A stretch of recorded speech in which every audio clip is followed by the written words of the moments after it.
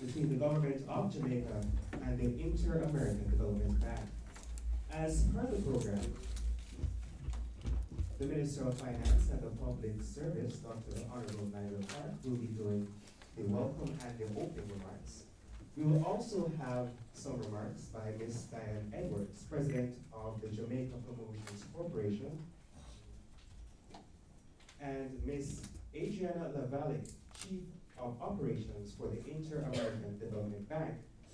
And then we will go right into the signing of the loan contract between the Honorable Nigel Clark and Ms. Adriana Lavalle. After which we'll have the closing remarks and the Q&A session with the media. Mr. Clark.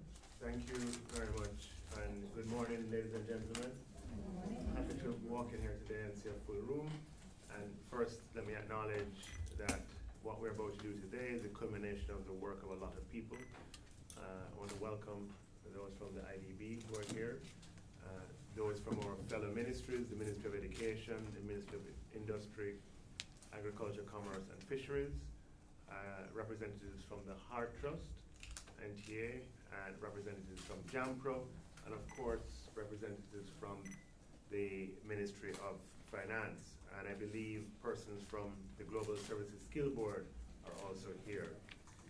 Today is a long, represents a long-awaited day. We're here to sign a loan agreement with the IDB, a loan of $15 million to be repaid over 24 years, and a loan that targets the global services sector. Now, the global services sector in Jamaica has experienced rapid growth over the past few years, and it has also generated rapid growth in employment. It is expected that by next year we'll have a total of 40,000 persons employed in the global services sector, and within a short period thereafter, another 2 or so years, that number should increase to 50,000. This global services sector, which we commonly refer to in Jamaica as the BPO sector, but it's much broader than that, is also experiencing rapid growth around the world. And Jamaica is, by virtue of the growth that we are experiencing, Jamaica is increasing its market share in the global services sector. In fact, between 2015 and 2016, you know that we have been on an upward surge in employment over the past several years.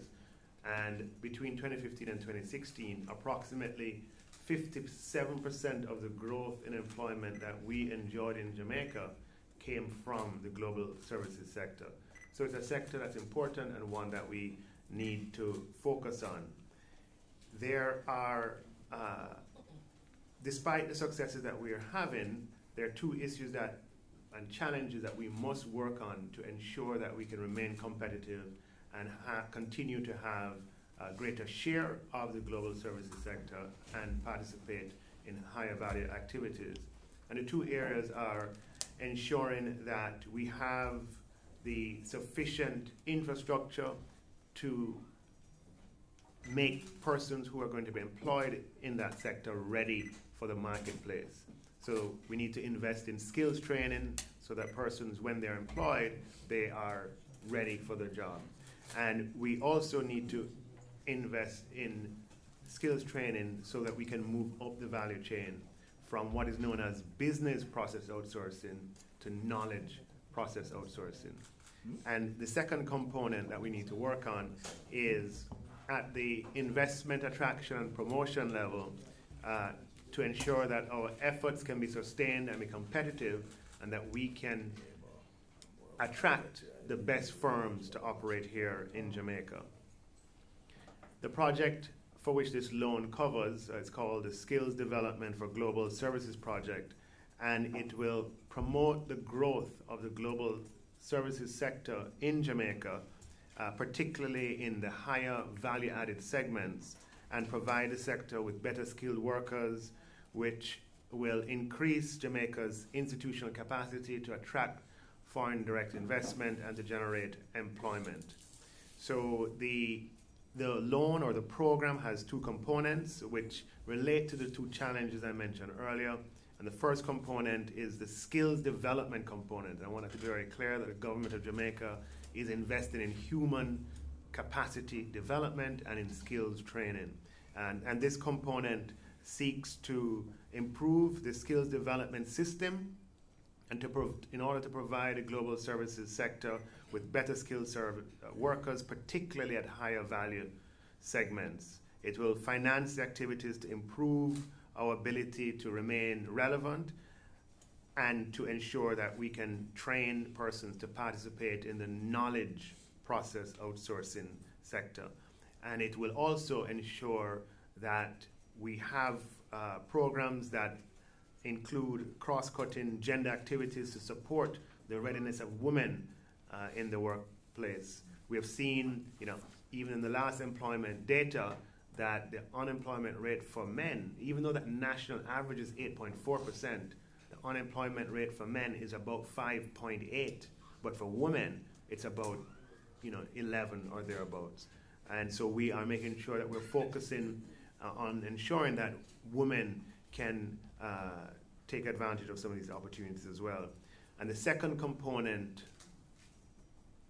of the project is to strengthen the institutional capacity to invest and promote these kind of services exports.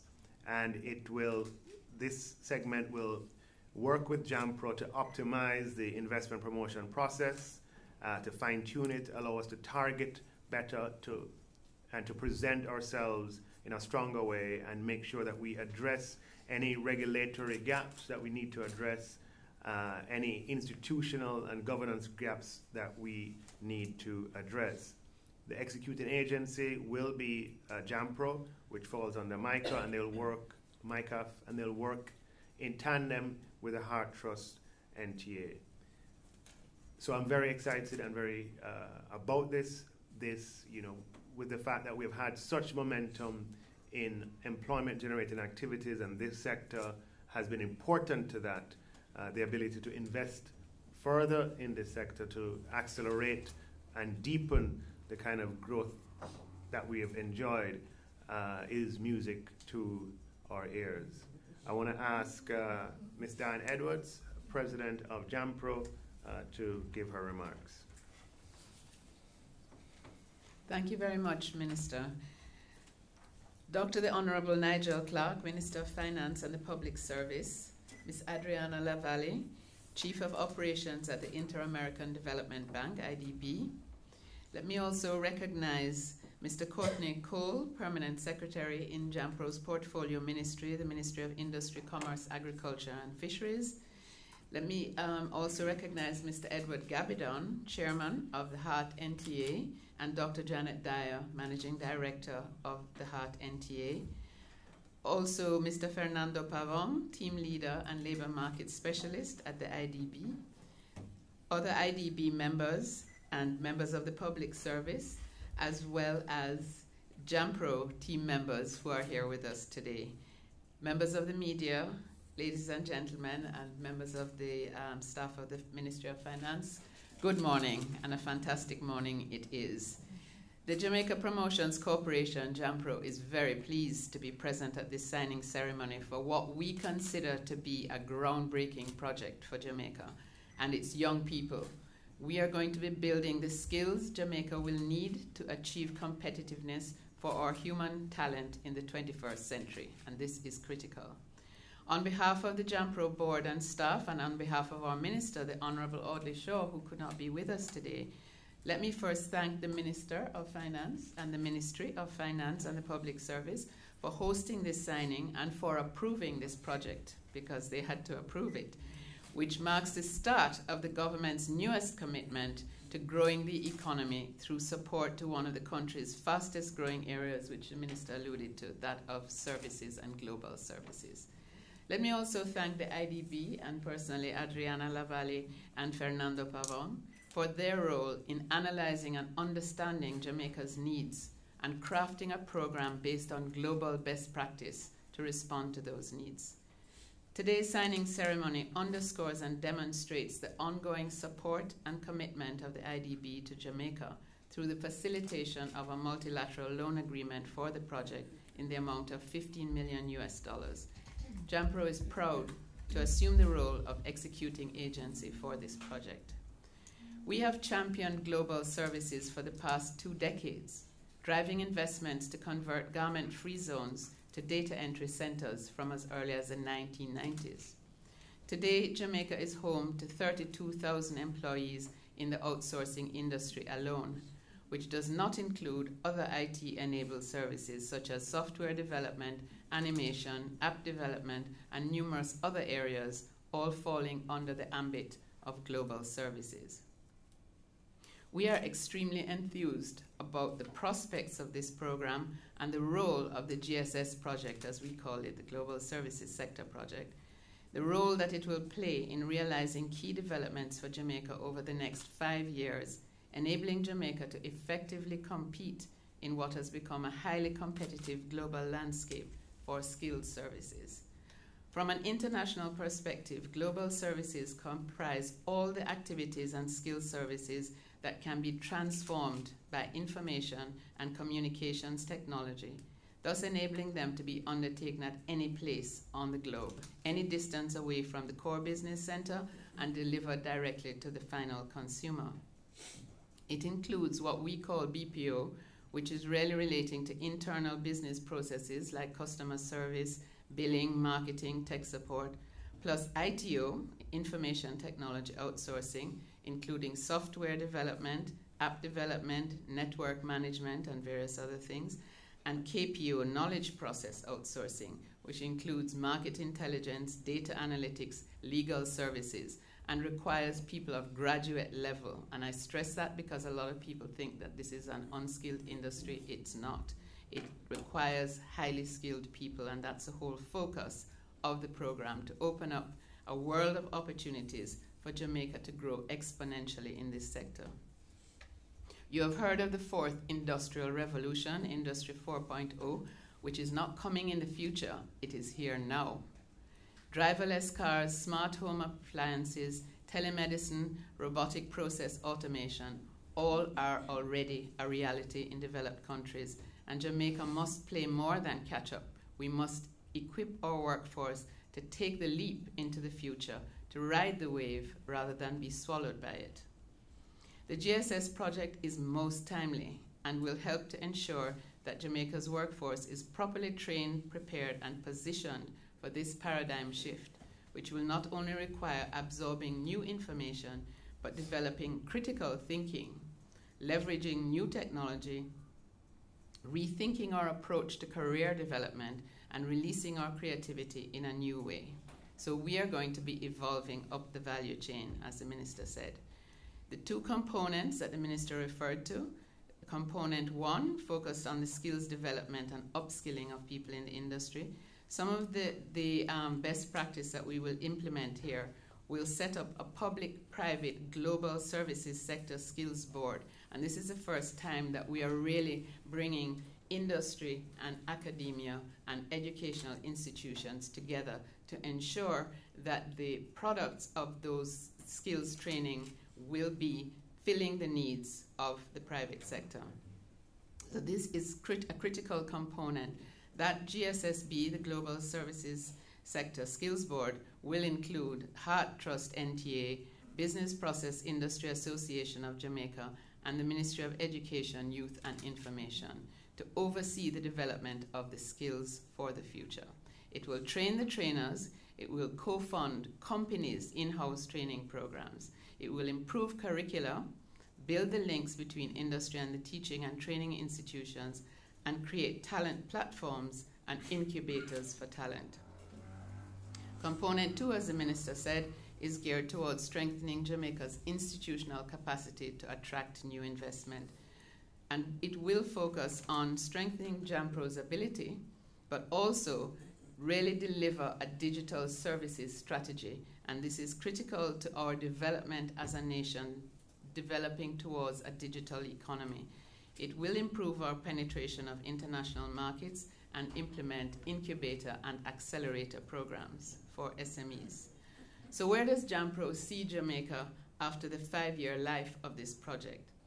As we aim to move up the value chain, we will see more jobs being created in higher skilled areas, including human resources, accounting, legal process outsourcing, knowledge process outsourcing, data analytics, software development, robotics, AI, gaming, and a range of other IT-enabled services. So this project is a critical linchpin and stepping stone to creating a vibrant digital sector in Jamaica. We want to see more Jamaican companies established in this space, offering world-class IT consulting services, managing contracts for global companies, creating new apps to solve regional and international problems, analyzing market data, and a range of other things. We actually want to see Jamaican descendants returning home to participate in a vibrant tech sector. As I close, I want to once again thank the IDB, the Minister of Finance, and all the stakeholders present who had a role in developing this project. Together with the GSS Project Executing Unit, led by Marjorie Straw and housed in JAMPRO, and through the Government of Jamaica, we commit to working with all the key partners in the implementation of this project, the Heart Trust NTA, the Business Process Industry Association of Jamaica, and the Ministry of Education, Youth and Information, in ensuring that we meet all the objectives of this program with great return on investment. The GSS project will be transformative for Jamaica as we prepare to take the center stage in the future of jobs. Thank you. Thank you, Diane. May I at this time invite Ms. Adriana Lavalle, Chief of Operations at IDB, to deliver her remarks. Good morning. Thank you so much, Minister. Since all the protocols have been observed, I'm going to just share with you that it's a pleasure to be here this morning. What a way to start the year. We're starting with a bang. This is a first stepping stone to transform the way we do business in Jamaica. That's how we say it. That's why we're very, very excited to be here. Diane already said a lot of the things I was going to say. So let me share with you why we believe this is important. You all are aware of the fourth industrial revolution. Diane already mentioned it. This revolution has been characterized by rapid technological change and is significantly transforming the world's economic dynamics. The development of new and digital technologies include, as it was mentioned earlier, artificial intelligence, robotics, biotechnology, and blockchain. That marks a period that has been reflected as the fourth industrial revolution. This offers the potential to boost economic growth through increased exports from higher value added, more digitalized activities in the manufacturing and services sectors, and it also is a great opportunity for Jamaica. Have I said we're very proud to accompany you in this process? Yeah. So cognizant of the challenges, but also of the competitive advantages, Jamaica has invested in sectors already that can help it reap the benefits of the fourth industrial revolution. Jamaica's strengths lie in its nearshore location, language, cultural affinity with North America and the UK, competitive labor and real estate costs, and robust telecommunications infrastructure. Given all this, the government of Jamaica has been successful at establishing and consolidating the information technology-enabled services sector, commonly referred to as the global services sector that we will be discussing today. So just to say that this is groundbreaking, I don't want to repeat what was said, but I want to highlight two things that we've done with in this process. We're signing today, but a lot of work has happened before it was the approval and the loan was approved, and today we see a true commitment of Jamaican people working across sectors, across institutions, and it's a true collaboration. And guess what? Jamaica has now the first sector skill council established in the whole Caribbean. So that's something that we have to be very proud of, that we need to celebrate, and that marks the beginning of a new Jamaica ready to ride the digital wave and move forward. So thank you. Yeah.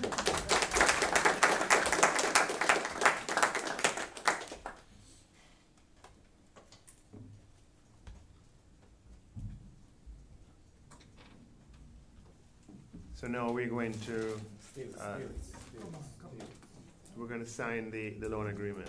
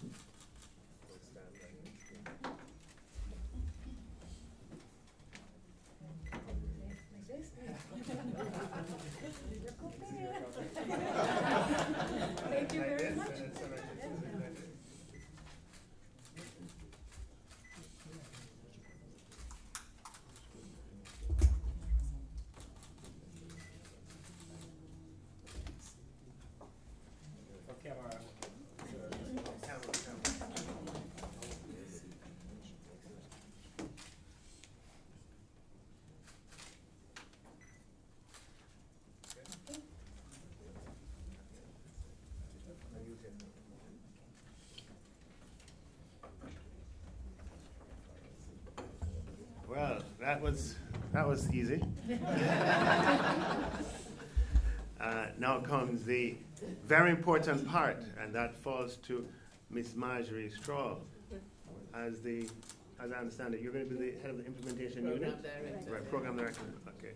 So this is a very strategic initiative where we have targeted a particular sector that is showing tremendous growth and where tremendous opportunity exists.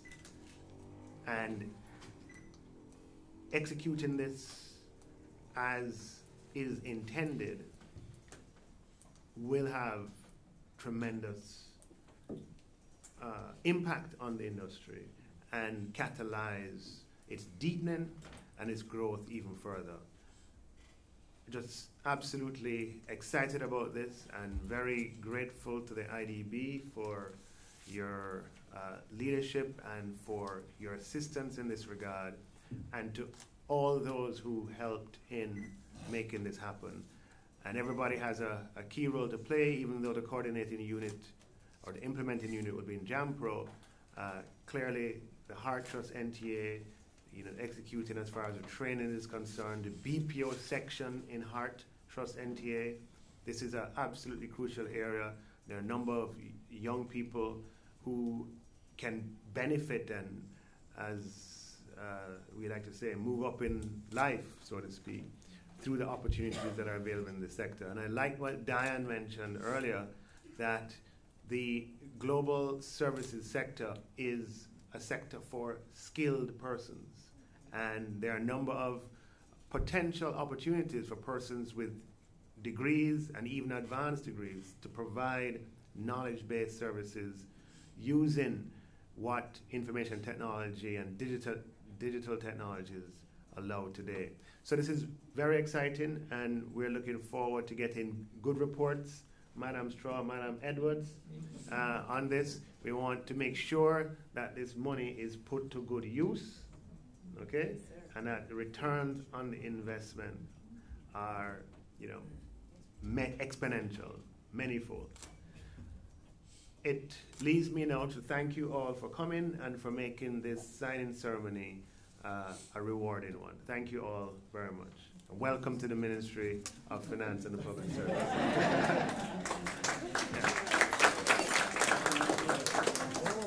Oh, I was reminded that we'll permit a few questions on the topic of the morning. Yeah, I'm Jason Cross from the Gleaner. Some countries are awaiting legislation to allow things like driverless vehicles on their roads and so on, right? We're nowhere near that.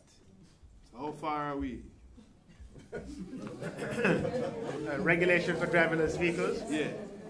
They say in life you have to creep before you crawl, crawl before you walk, walk before you run. I have no doubt that if the technology proves to be safe enough and proves to be reliable enough, eventually Jamaica, like other countries, will get there. But we're in no rush to be the guinea pig, right? If I may answer in that way. Overall though, right, in terms of the fourth industrial revolution, how far are we in terms of achieving something sensible? Well, what we're doing today will put us in even greater position to take advantage of it, because we are investing in human capital development. There's no investment that can go further or have a greater multiplier effect than investing in our people. And that is what this represents today. We're investing in our human capacity to be able to take advantage of the opportunities that this new era offers. One more quick one. What will be done to keep the people here? Because, foreign is very attractive. Okay, what will be done to keep them here? That's why the program is twofold. We are developing the human capacity, training and ensuring that people even with graduate degrees have the kind of training to make them attractive to this industry. But on the other hand, the program, here that we are investing in also has a component that deals with augmenting the capacity to attract firms who operate in this space to Jamaica. So the training will go hand in hand with the job creation and the opening of job opportunities. People, in the most part, leave because of what the perception of opportunity. The opportunity in this industry will be right here in Jamaica. Thank you. Morning, Douglas McIntosh, Jamaica Information Service. How many GSS entities do we have operating in Jamaica now, and how many are local? Diana, you want to answer that? Yeah, we have about 60 firms operating in the BPO space. We haven't really done a census or a survey of those firms that are operating in the IT space, in the KPO space, but there are some. So you would add another probably 15 or so to that. But we don't have a proper focus on that at the moment. What we are going to do is to ensure that we now really expand our focus. So it's not just BPO outsourcing, what we call outsourcing, but it's really going to expand into global services. And that's the whole point of this project, is to have the top end, the IT, the software development, IT consulting, which we are doing in Jamaica, but very quietly, and bring that whole sector together as one global services sector so that we benefit from best practice and we build a platform, an ecosystem that supports that industry and that allows it to increase its export penetration. Any idea how many are local? Local in the BPO space, we have 3 or 4 that are local. You all will have heard of ITEL BPO. That's certainly one that's local. There are a couple of other local firms in the BPO space, but also in the IT space. I'm saying there are a number of firms. We can get you the information on the actual number in another few weeks. It's not difficult to do.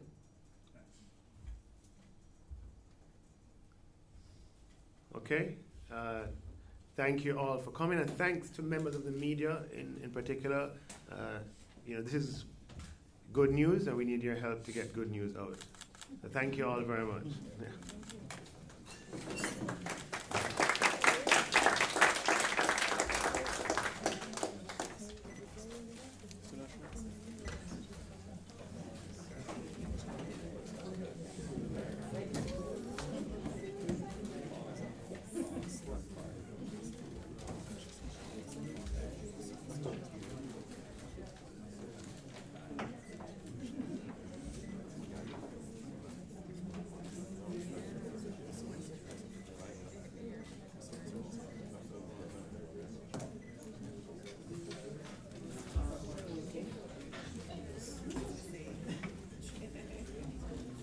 Ladies and gentlemen, you can collect your refreshments at the back.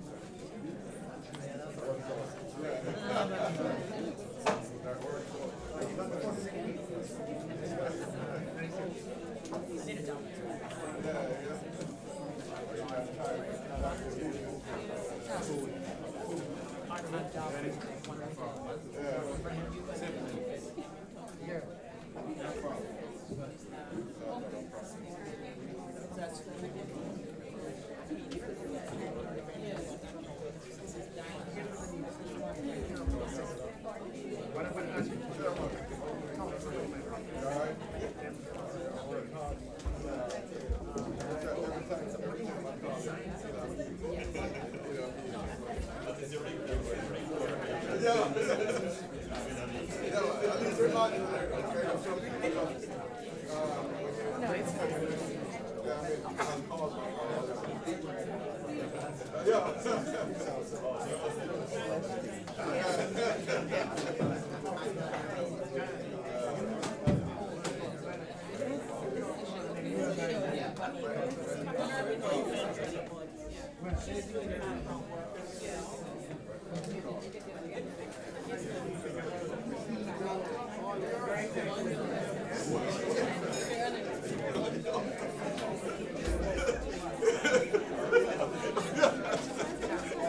Excuse me.